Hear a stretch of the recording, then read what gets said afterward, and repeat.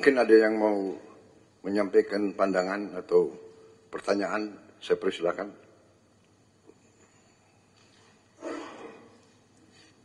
Silakan. Terima kasih Bapak Presiden. Well, first of all, thank you, Mr. Gate, for your contribution to Indonesia and also to the world.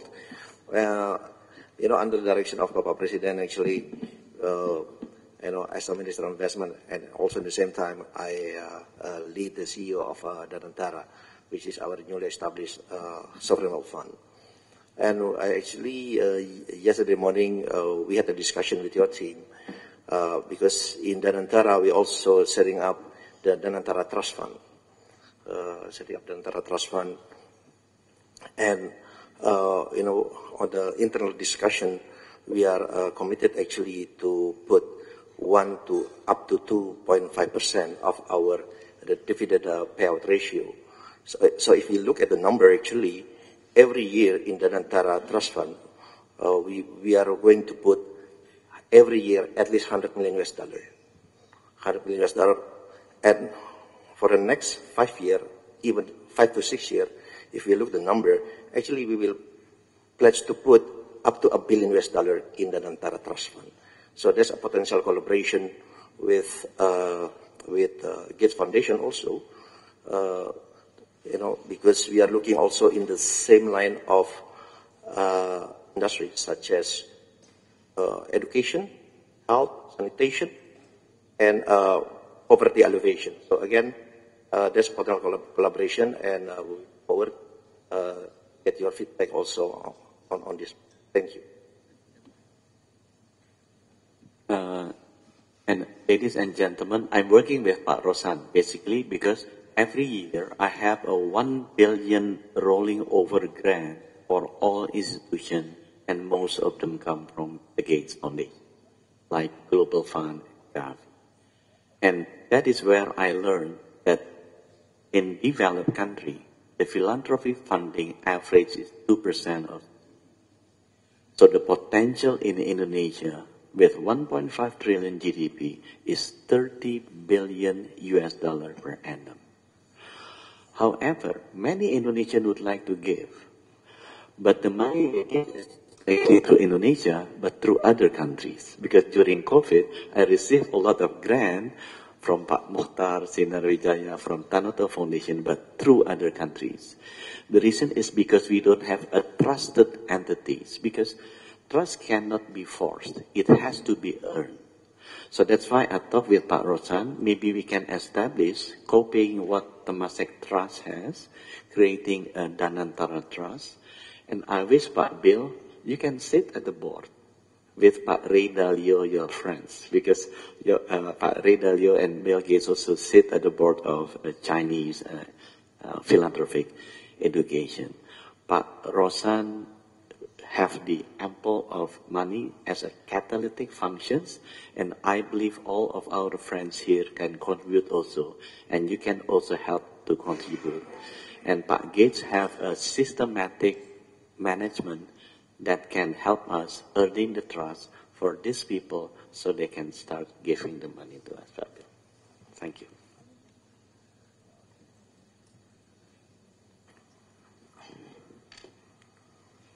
Mr. Gates, would it be possible to talk about non-health issues today?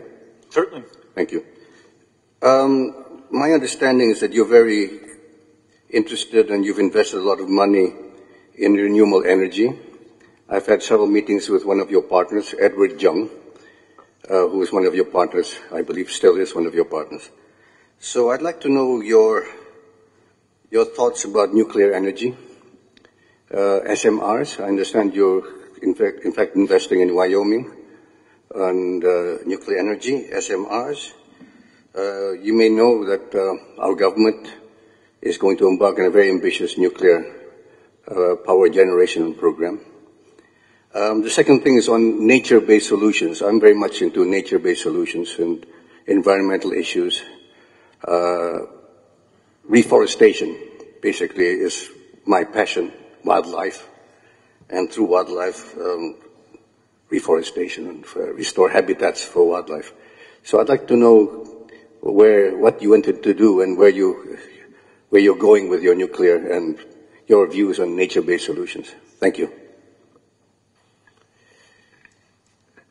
Yeah, so, as I started doing the foundation work, it became clear to me that we need low-cost electricity to help countries develop. But I also started to be educated about climate change and, understanding that, we have to reduce emissions eventually to zero. And so I talked to my friends about, okay, can we make nuclear energy cheap? So I started a company in 2006 that's called TerraPower to make what's called a fourth generation reactor. Today's reactors are water cooled and they have a lot of pressure in the reactor. And so they're a bit complicated. So often the cost can be very high. And so I thought, well, it's very hard to start a new design, but that would be a huge benefit. And so now it's taken longer than we expected. We started out as being a joint venture in China, and then the U.S. government decided they didn't like us working in China. And so we had to change, and actually now, as you said, we're building our first reactor in the United States. There's a lot of countries that and so we have to make it cheap, and we have to show that this new design is extremely safe. And, places like Japan, South Korea, France, the UK, they have in their plans a desire to use nuclear energy. But right now the plants are expensive. And so we are hoping, as we build 20 of these reactors, the cost can be very low. Part of that will be through a very strong partnership we have with some companies in South Korea. Hyundai and SK are investors in this work. And so in 2030, that first reactor will turn on. And so during that decade, we would hope to build over 30 gigawatts. And the question that I asked on Monday, which now I'm going to address to you, is there any way that we could actually collaborate more and give more? Because I would like to actually knock on doors, what Bapak di sini for, to everyone that's present here, because the government will not be able to do it alone. The private sector needs to actually contribute in eradicating illiteracy and improving the teaching quality. Hence, we can actually achieve higher order thinking. Unfortunately, that is the biggest hurdle that we experience in finding new talent in employment. And I heard Bapak Presiden had pushed for the AI learning and everything. Unfortunately, we don't have the infrastructure in terms of the brain capacity to even think properly to create simple tasks. So I wonder if we could actually use your co-pilot to be deployed to, around Indonesia, using the hands of CSRs, because there's no way we can do this alone. No way one party can do it alone. Using the tools of everybody's CSRs, as you said, nobody trusts to give money to people they don't know, like Pak Budi had said, and I completely agree with that. So if they know everyone that sits here and actually working for the same cause and the same vision, the basic need that we need is to help our teachers, teaching faculties all over Indonesia, from maybe -10 to become -5, -5 to become 0, and hopefully the more elite education could become more global standard. So it's a very big question, but that's basically the essence. Thank you. Yeah, so, obviously I think, if you've got two things that help the future of your country, that health and education, would go together.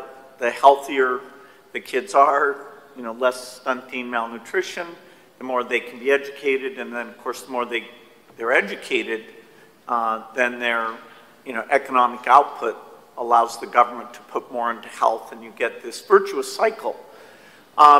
If you look at education statistics in this region, the two exemplars would be Singapore and Vietnam. Singapore is kind of amazing, which is, okay, they're rich and it's partly cultural, but their education outcomes are really amongst the best in the world.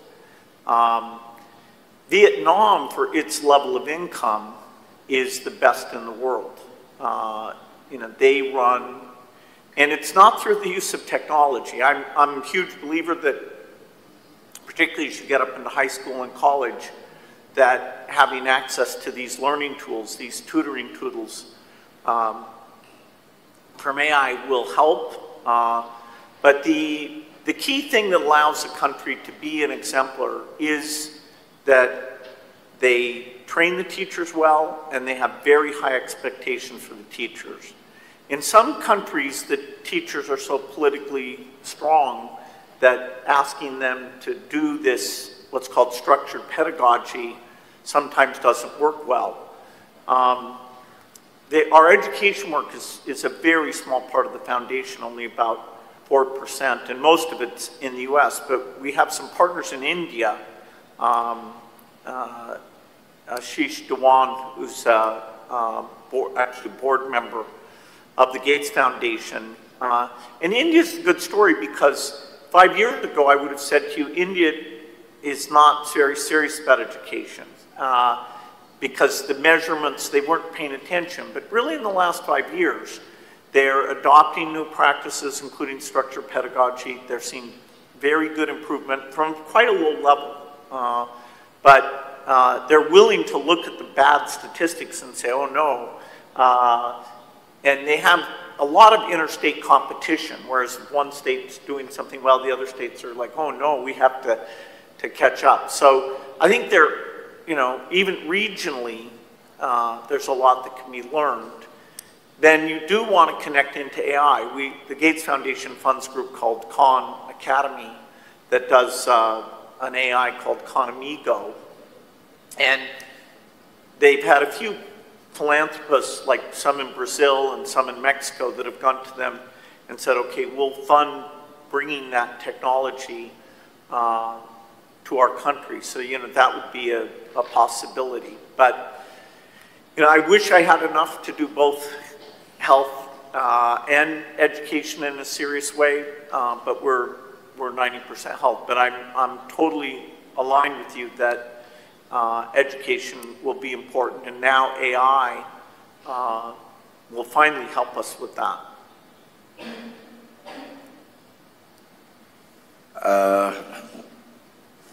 I think because of the time and Mr. Gates' very tight schedule, he has to fly to New York, so I apologize if I cannot give the opportunity to all of you, but at least we have heard the vision of Mr. Bill Gates, and Mr. Bill Gates promised also to sponsor very important events in Bali. First is about malaria, and the second is cervical cancer, two important international conferences. Most of the important stakeholders around Asia Pacific will be there, and we are talking more and more about how we can interface and cooperate with the Gates Foundation on many critical matters. So I think we thank you, Mr. Bill Gates, for spending some time with us. And once again, I would like to thank you on behalf of the Indonesian people and the government for your commitment and your attention to important issues that we face. And yes, so we would like to acknowledge your